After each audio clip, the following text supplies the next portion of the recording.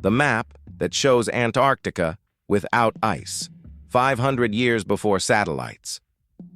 In 1929, a group of historians stumbled upon a strange, half-torn map in a dusty pile of old documents inside Istanbul's Topkapi Palace. It looked ordinary at first, just another early world map drawn on gazelle skin. But when experts examined it closely, they froze.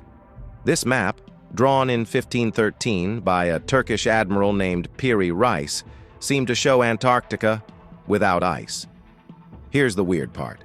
Antarctica wasn't officially discovered until 1820, more than 300 years later. And when explorers finally reached it, they found a continent buried under 2 miles of solid ice. So how did a map from the 1500s show what was underneath that ice, the real shape of the land beneath? Piri Reis wasn't just a sailor.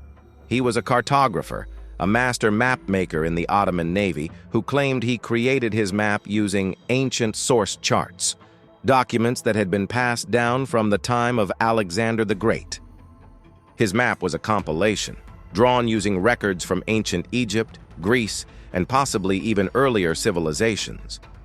When scientists overlaid the Piri Reis map on modern topographic images from satellite radar, they noticed something astonishing. It matched the ice-free coastline of Queen Maud Land, a region of Antarctica that's been buried under ice for thousands of years.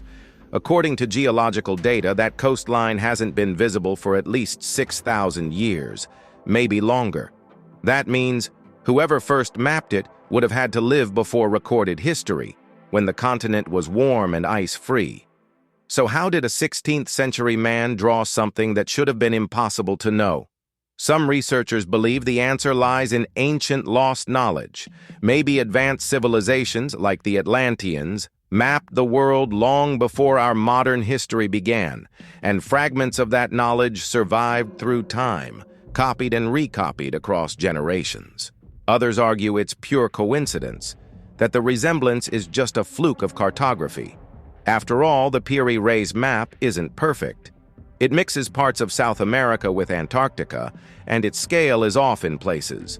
But here's the twist. The map also shows accurate longitudes, something humans weren't able to measure correctly until the 1700s, nearly 200 years later. Even the U.S. Air Force studied the map in the 1960s.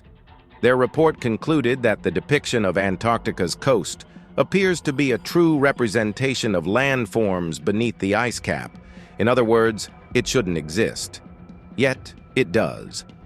Was Piri Reis working from ancient maps created by a forgotten civilization, or did he somehow stumble onto knowledge that defies our timeline of history? Whatever the answer, the Piri Reis map remains one of history's most haunting mysteries, a 500-year-old document that shouldn't exist, but does, and seems to whisper one impossible truth. Someone mapped the world long before we did. What do you think? Was this proof of lost ancient technology, or just a cartographer ahead of his time? Let me know your theory in the comments. Thanks for watching. Don't forget to like, subscribe, and follow for more mysterious true stories from history.